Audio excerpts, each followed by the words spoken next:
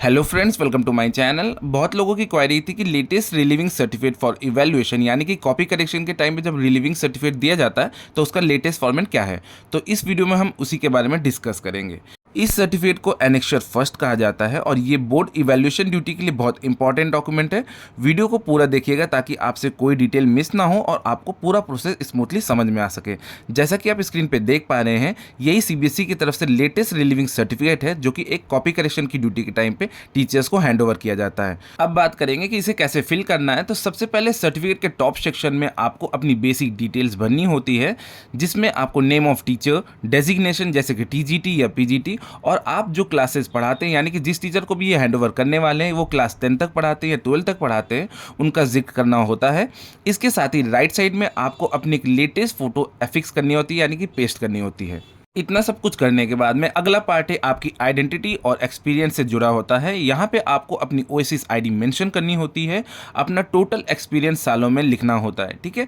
साथ ही अपनी क्वालिफिकेशंस की जानकारी भी यहाँ पे देनी होती है। तो फ्रेंड्स, अगर आपको इस रिलीविंग सर्टिफिकेट का फॉर्मेट पीडीएफ फॉर्मेट में चाहिए तो आप मेरे व्हाट्सएप चैनल पर जाकर इसे डाउनलोड कर सकते हैं, जिसका लिंक डिस्क्रिप्शन बॉक्स में आपको मिल जाएगा। अब बात करेंगे ड्यूटी एंड रिपोर्टिंग इन्फॉर्मेशन की, यानी कि सबसे इंपॉर्टेंट सेक्शन ड्यूटी की डिटेल्स का होता है।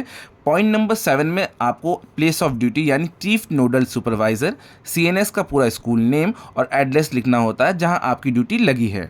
इसके बाद आप अपने स्कूल से किस डेट और टाइम पर रिलीव हो रहे हैं और सीएनएस पर कब रिपोर्ट करेंगे, ये डिटेल्स भी क्लियरली भरनी होती है।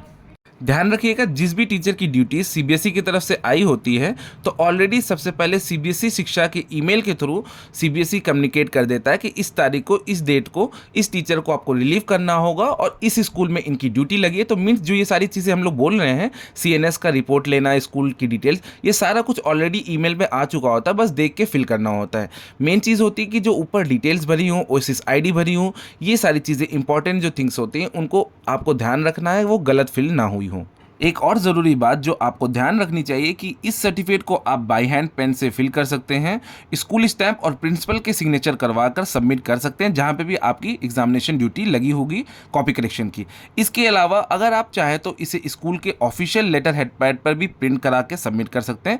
दोनों ही तरीके वैलिड होते हैं, कोई इशू नहीं आने वाला है। और ध्यान रखिएगा कि ये सर्टिफिकेट तभी वैलिड माना जाएगा जब इस पर प्रिंसिपल के सिग्नेचर और स्कूल की स्टैंप होगी।